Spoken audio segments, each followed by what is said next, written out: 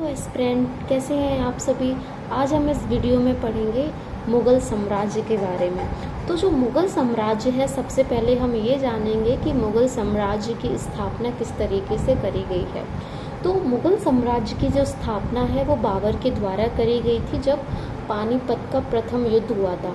पानीपत का जो प्रथम युद्ध है वो हुआ था 1526 में। ये जो है वो युद्ध जो है वो पानीपत का हुआ था बाबर और इब्राहिम लोदी के बीच में, जिसमें इब्राहिम लोदी की हत्या कर दी गई थी बाबर के द्वारा, और बाबर के द्वारा उसके बाद फिर मुग़ल साम्राज्य की स्थापना की गई थी। तो हम जानेंगे मुग़ल साम्राज्य को हम दो भागों में पढ़ेंगे। पहला तो मध्यकालीन मुग़ल, जिसमें कि 6 शासकों के बारे में पढ़ेंगे, और उत्तरवर्ती मुग़ल में 11 शासकों के बारे में पढ़ेंगे। तो टोटल जो हैं शासक जिन्होंने शासन किया है मुग़ल साम्राज्य पे, वो हो जाएंगे कितने, 17। तो जो मध्यकालीन मुग़ल है, इसमें इसका जो टाइम पीरियड रहेगा वो चलेगा, बाबर इसकी स्थापना करेगा, तो 1526 से लेके 1707 तक चलेगा, जब औरंगजेब की मृत्यु हो जाएगी। और इसमें जो ध्यान देने वाली बात है वो ये है कि जो मध्यकालीन के जो मुग़ल होंगे, जो जितने भी शासन इसमें जितने भी शासक आएंगे इसमें शासन करने के लिए, वो कैसे होंगे, शक्तिशाली होंगे। और जो उत्तरवर्ती मुग़ल है, इसमें जो शासक आएंगे शासन करने के लिए, ये शासक जो हैं वो कमज़ोर होंगे काफ़ी। तो हम जो है वो सबसे पहले किसको पढ़ेंगे इस वीडियो में, मध्यकालीन मुग़ल के बारे में पढ़ेंगे। तो सबसे पहले हम जानेंगे थोड़ा मुग़ल के बारे में। मुग़लों को क्या बोला जाता है, इनको बरलाज भी बोला जाता है। बरलाज तुर्क क्यों बोला जाता है, क्योंकि इसमें अच्छे सैनिकों की मौजूदगी होने के कारण इनको क्या बोला जाता है, बरलाज तुर्क बोला जाता है। उसके बाद इनको उज्बेक भी बोला जाता है, क्योंकि मुग़ल के जो पूर्वज थे वो उज्बेकिस्तान से इनका संबंध था, इसीलिए इनको उज्बेक भी बोला जाता है। और मुग़लों को मिर्ज़ा भी बोला जाता है, क्योंकि जो बाबर के पिता थे, क्योंकि बाबर संस्थापक था मुग़ल साम्राज्य का, तो इसके जो पिता थे इनका नाम था उमर शेख मिर्ज़ा। इसकी वजह से मुग़लों को मिर्ज़ा के नाम से भी जाना जाता है, ठीक है। और मंगोल के नाम से भी जाना जाता है, क्योंकि इसकी जो माता थी वो उनका रिलेशन किनसे था, मंगोलों से था। तो हम जानेंगे सबसे पहले कि जो मुग़ल हैं वो 2 भागों में विभाजित किए गए हैं, जैसा कि मैंने अभी ऊपर एक्सप्लेन किया था। मध्यकालीन मुग़ल पढ़ेंगे, उत्तरवर्ती मुग़ल पढ़ेंगे।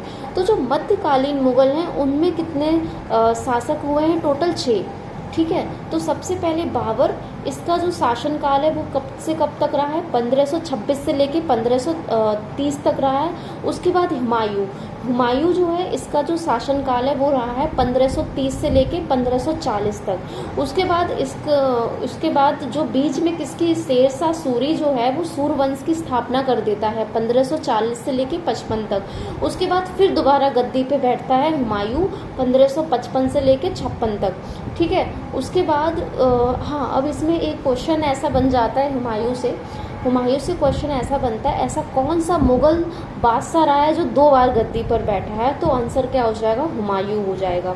उसके बाद हम पढ़ेंगे हुमायूं का बेटा अकबर का जो शासनकाल रहा है वो कितना रहा है, 1556 से लेके 1605 तक। उसके बाद जहांगीर किसका बेटा था, अकबर का। उसके बाद जहांगीर का हम टाइम पीरियड पढ़ेंगे 1605 से लेके 27 तक। जहांगीर को सलीम के नाम से भी जाना जाता है, और जहांगीर का बेटा शाहजहां जो है उसको खुर्रम के नाम से भी जाना जाता है। 1627 से लेके 1657 तक रहेगा इसका टाइम पीरियड। उसके बाद औरंगजेब आएगा, शाहजहां का बेटा औरंगजेब जो होता है, इसका टाइम पीरियड चलेगा 57 से लेके 1657 से लेके 1707 में इसकी मृत्यु हो जाएगी। औरंगाबाद में, महाराष्ट्र के औरंगाबाद में इसकी मृत्यु हो जाएगी। उसके बाद हम पढ़ेंगे उत्तरवर्ती मुग़ल, जो कि कितने हैं, टोटल 11 हैं। तो इनको हम याद कैसे करेंगे, मतलब आंसर इस इनको याद कैसे किया जाएगा, तो आप इनको पेयर्स में याद करें तो ज़्यादा अच्छा रहेगा, बहुत जल्दी याद होगा। जैसे कि सबसे पहले बहादुर शाह प्रथम, फिर जहांगीर शाह, ठीक है, फर्रुखशियर, और बहादुर शाह प्रथम, जहांगीर शाह 2 याद कर लिए, फर्रुखशियर। उसके बाद दर्जात दौला, इस तरीके से याद करें, दर्जात दौला, रफ़ी उद दौला, ठीक।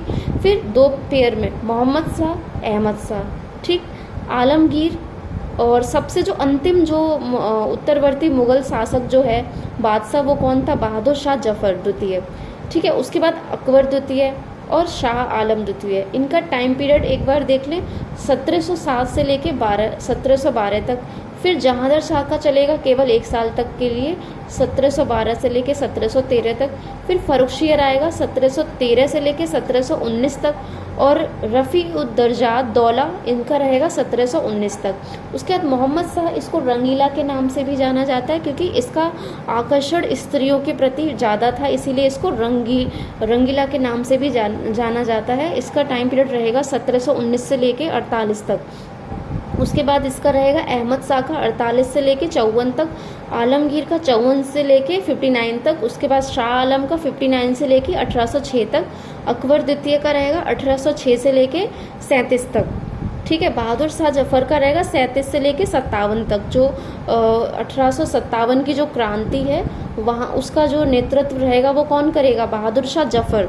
ठीक है, तो आई होप ये वीडियो से आपको काफ़ी हेल्प मिलेगी आगे पढ़ने के लिए। Thank you so much.